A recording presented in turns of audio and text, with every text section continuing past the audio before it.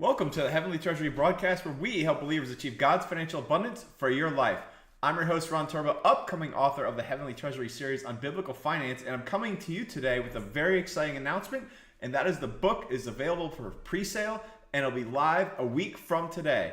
And the reason I'm coming on live right now is because I just got the very first copies from my publisher, and here it is, right there, okay? So there's the first volume in the Heavenly Treasury series, and it's volume 1, Fear of the Lord. Now, if you're looking to get the book, you'll find a description in the chat, as well as you'll find the link in the description below. Especially if you're watching the recording on YouTube. If you're just joining me right now, I'll go ahead and put it in the chat right at the moment. Okay, so that's where you'll be able to get the book from. You can buy it on Barnes & Noble, Amazon. It'll be in a few other places as well, but of course, easiest place, online, all right? Of course, everybody gets their stuff on Amazon now, so you can always package that in with whatever you're getting on your next shipment. It'll be a great gift, that's for sure. Going into the summer, if you really want to make a turnaround and get really on fire for the Lord and what He wants you to do financially, this is a great way to do it.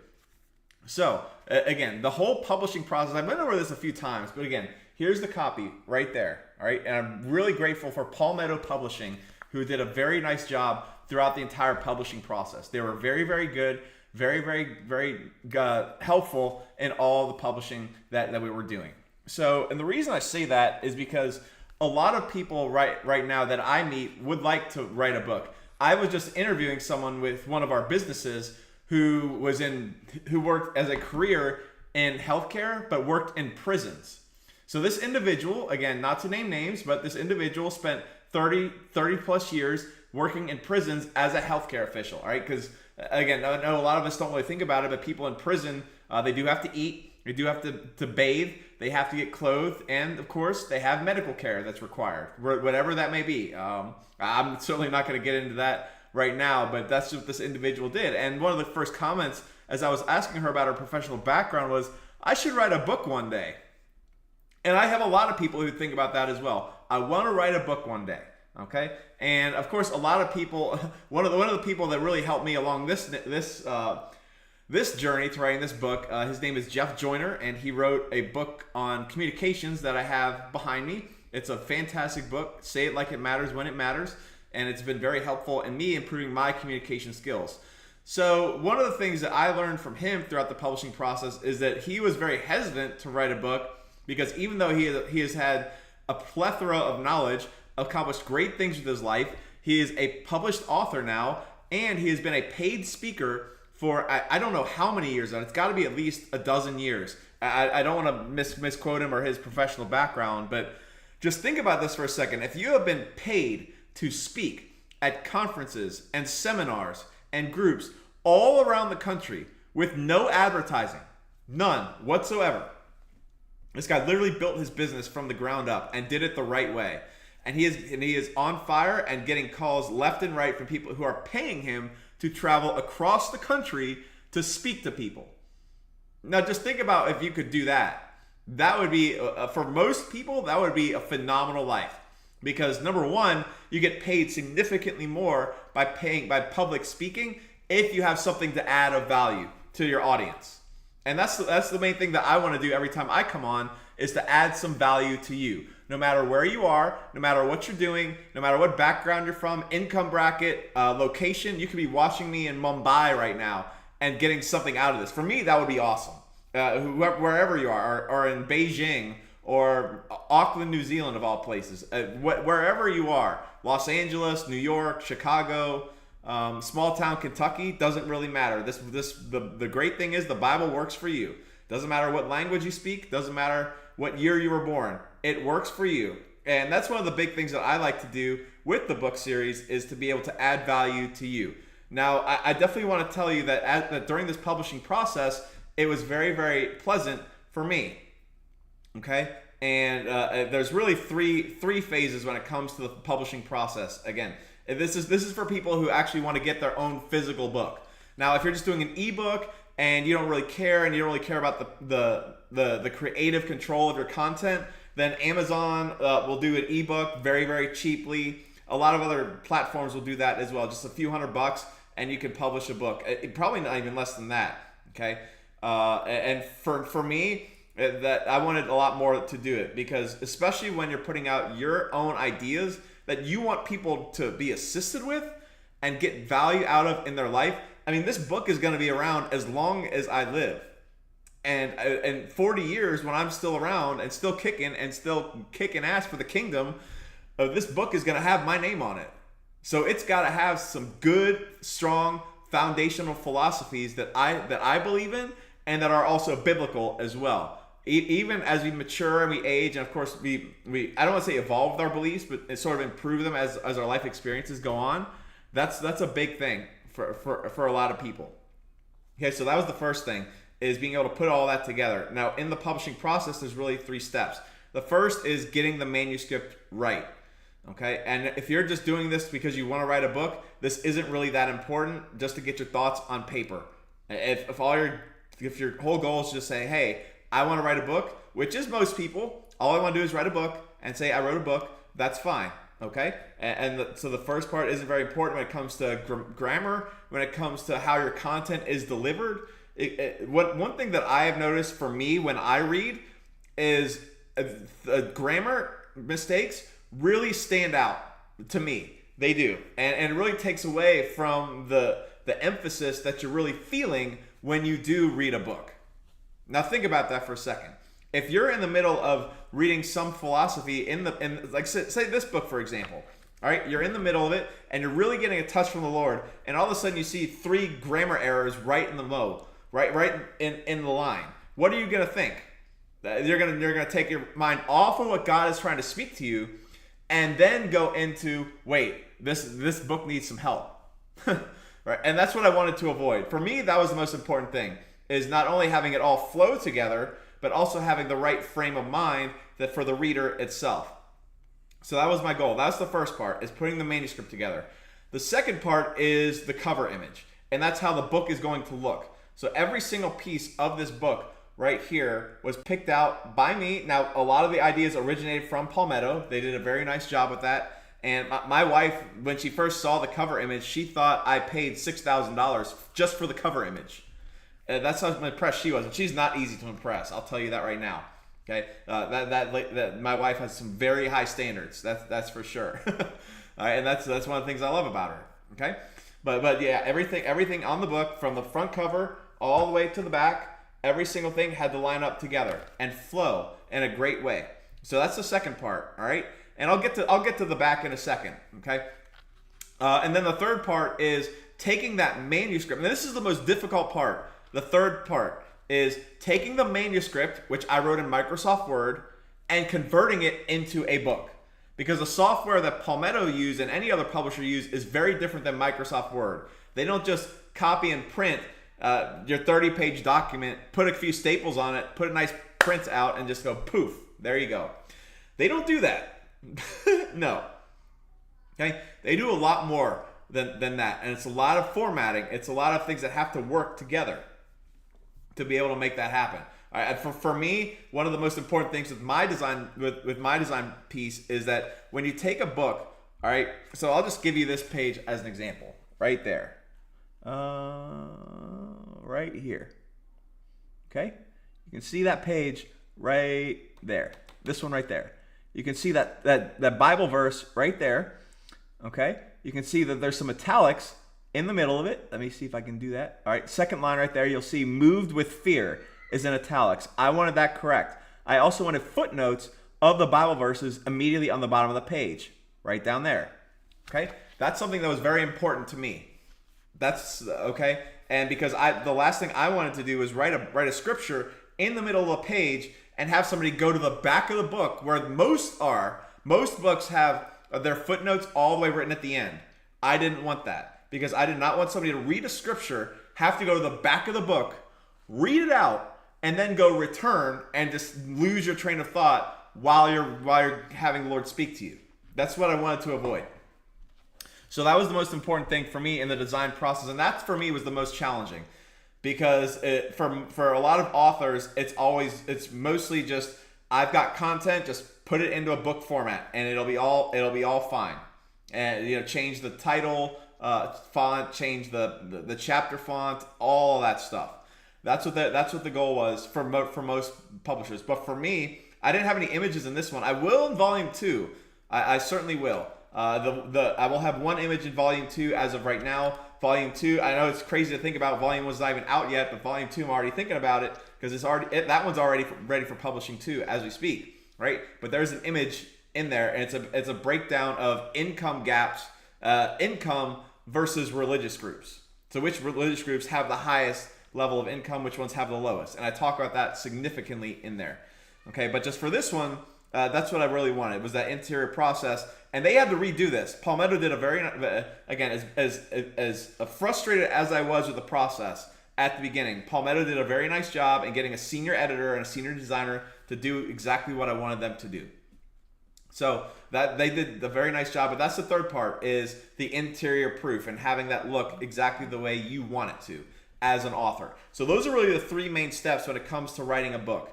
And it was, again, very enjoyable, very peaceful. And again, if you're in that process and you think, yeah, I should write a book, yeah, go ahead. Why not? Again, if finances are for whatever reason tight at the moment and you just want to get content out there and you don't really care about having it be some world-class bestseller, you just want to say, I wrote a book and I've got some great thoughts and people need to hear what I had, Amazon eBooks would be fine. But if you're somebody like me who really wanted this to make an impact, not just for me, but for the people that I know, the people that I'm going to meet, as well as people around the world that I'll never meet. There are people that are going to buy this book that I will never meet. They'll write me an email maybe 6 months, a year from now, and say, "Wow, I got this, and this is what's happened since." That's what I want to hear. Really, that's my goal as an author, is to have this book change your life for the better when it comes to the Lord and His financial future that He has for you. And I talk about that here all the time, is that my focus when it comes to biblical finance is to help you increase. Okay? Because very few people are doing that right now. Very, very few. I know a couple, and they're phenomenal people. Okay? Lifelong entrepreneurs that really, again, have done very well for themselves, and then kind of sort of over time, they've kind of, I wouldn't say kind of, they've jumped into I wouldn't say religious, but a more spiritual tone to what they do. And they realize, wait, a lot of what I'm doing right now and the success that I'm having is also replicated in the Bible. So they do that a lot. I, on the other hand, want to work the other way around, because that's where most people are. Most people are not doing well financially. So when they read a book, I want them to realize that, wait, I'm working from the inside out, as opposed to somebody who knew all this stuff, learned the hard way, and just said, okay, here's some scriptures that kind of back it up to what I did. That's what I wanted to avoid. And I know a couple of people, and they're phenomenal people. They're doing great work for the kingdom. Believe me, they are. However, there are a lot of people that I feel like would not be able to relate to somebody like that. So just think about that for a second. All right, that's really what I wanted to emphasize with this book right here. And I'm telling you, this book looks very professional. I'm very glad I chose the publisher that I did. And my next book in volume 2 will certainly be done by the same publisher. They were great, and I want to continue rewarding them with my business as well as my referrals as well. Okay, so that's really the publishing process. Now, the book itself, volume 1, Fear of the Lord. Now, you may think, what on earth does this have to do with money? I'm going to tell you what it has to do with money. Because if you do not right now do everything that the Lord asks you to do, when He tells you to do it, and the way He wants it done, I don't care what comes rest in the rest of the books in the series. It doesn't matter what's in those rest of those books. It's not going to help you one iota if you do not have a reverent fear of the Lord and what He wants you to do with your life and your life's purpose. If you do not have that, you will never achieve financial abundance. Ever. And that's what I want to emphasize with the very first book. All of these books in the series are going to be very, very short. This one turned out to be 64 pages. 64 pages is what this book is. And that includes, that doesn't include the introduction, which I believe is about 8 pages. I'm trying to count Roman numerals right now. It's a little challenging. Okay, it starts on page 9, Roman numeral, ends on page 17, Roman numeral. Okay, so about 10 pages, something like that. So all in all, very short book, about 70 pages, can be done in a weekend. That was the whole purpose of this. This is not going to be some encyclopedia that you're going to have to read for the rest of your life. No. My goal with this whole series is that when you read the book, you're going to be behooved to make changes in your life for the better, for the Lord, and for your increase financially. That's my goal with this book. And so whenever you read that, that's my goal. All right. This is not a book. If you're just looking to get some nice information, if you're just kind of looking to skim around the Bible and just cherry pick the right scriptures, not going to work for you. It's not. So just don't pick it up if you're just looking for nice information. If you're looking for improvement, then you want to pick it up. That I can promise you. That's what you're going to get. And my prayer with this book is for you to make a change, a wholehearted change in your life, and just give you that boost that you really need.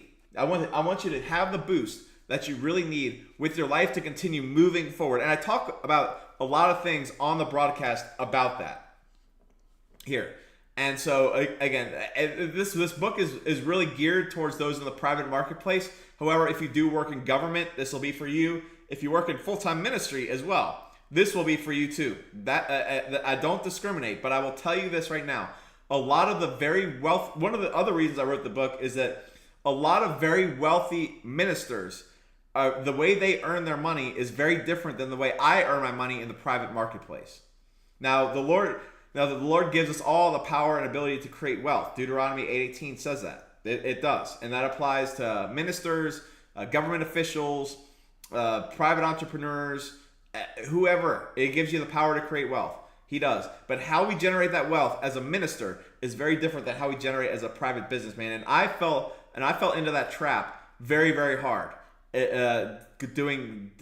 Believing for a moment that because I was listening to a lot of wealthy ministers who, again, very Christian people, very biblical people, but the way they view the world is through a very different lens that I have to view the world, because I have to go out and make sales. I have to generate income. Okay, that's how I do that is very different than if you are in full-time ministry. So that's really what I. Okay, hey, good to see you, Abbott. What got you into religion? Well, if you're asking how I got saved, I'm a spirit-filled believer. So I'm glad you said that. I'll read my introduction that's on the back of the book right now. Okay, Ron, that's my name, Ron. Ron is a spirit-filled believer whose life's mission is to improve the financial well-being of believers through biblical principles. Ron built a career in finance, accounting, and consulting, serving multiple Fortune 500 clients.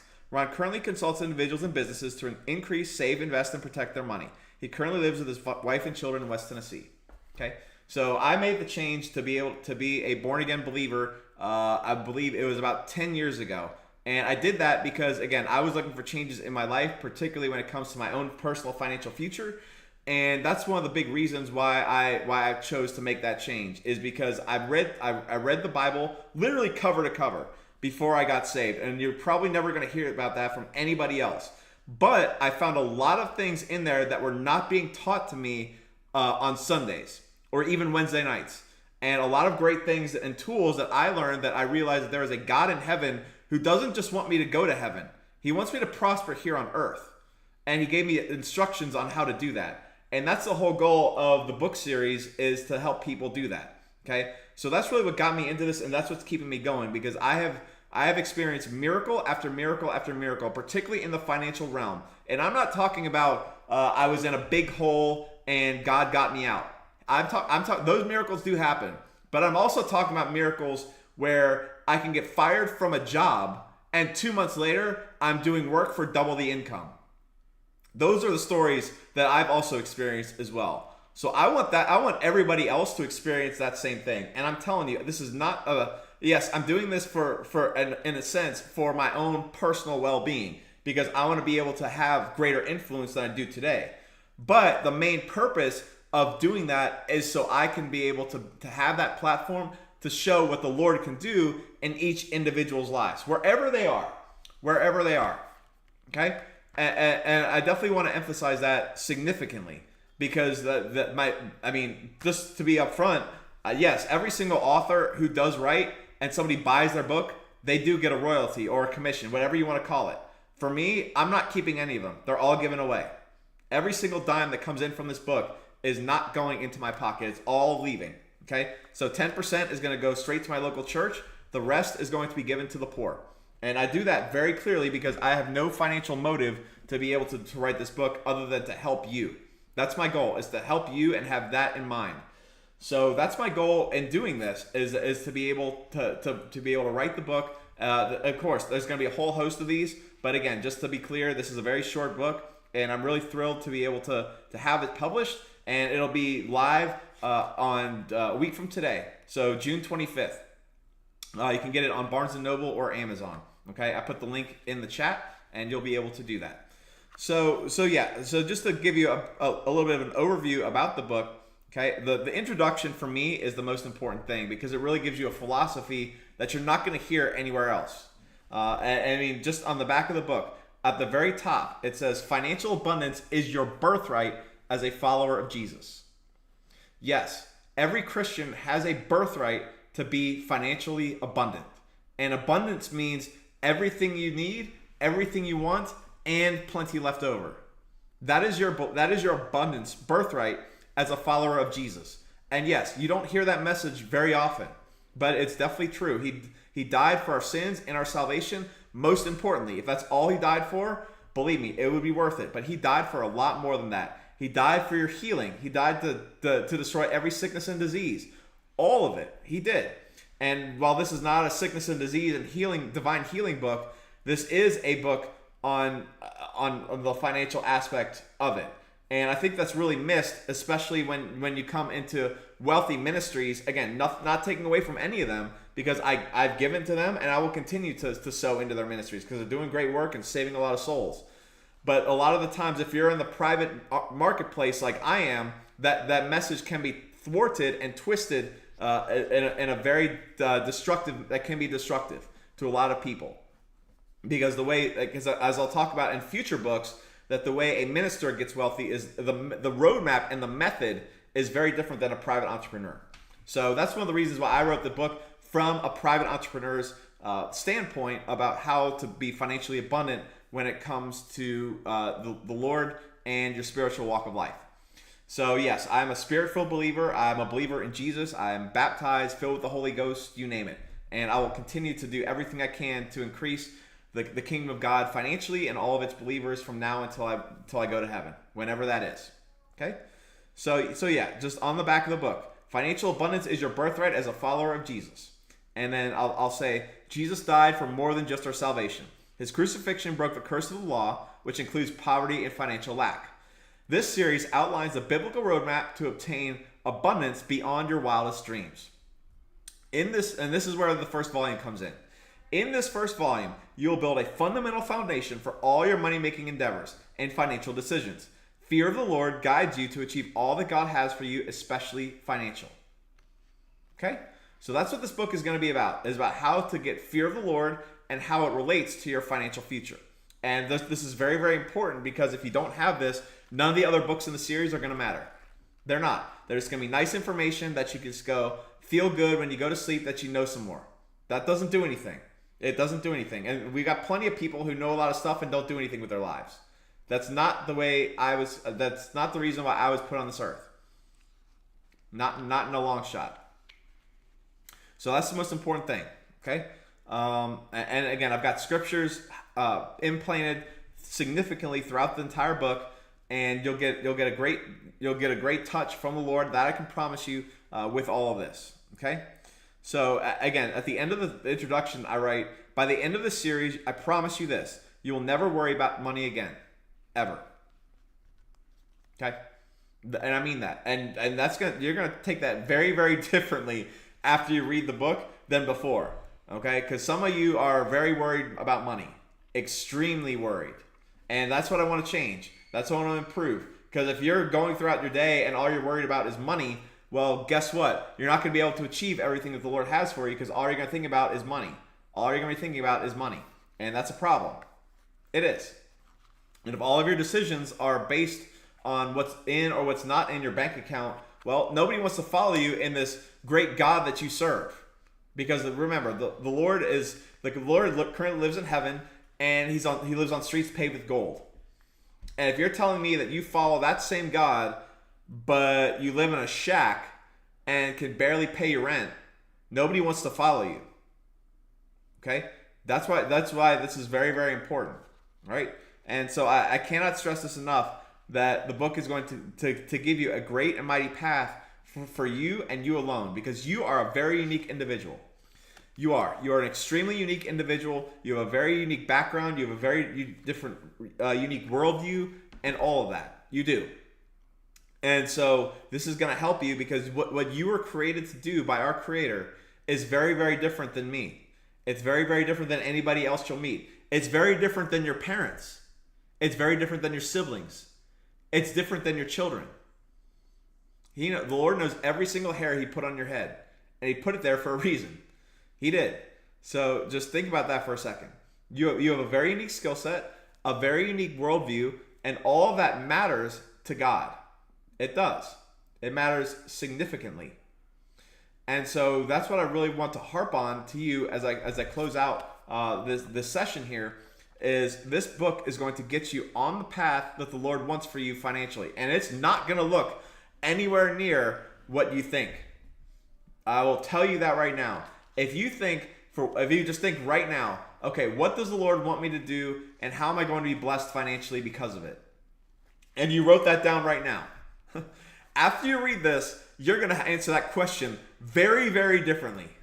Okay? So just think about that as you move forward. And if you want better, if you want the God of the heavens and the earth and the universe on your side, co-laboring with you in all of your work and blessing the work of your hands in a mighty, mighty way, this is a book for you.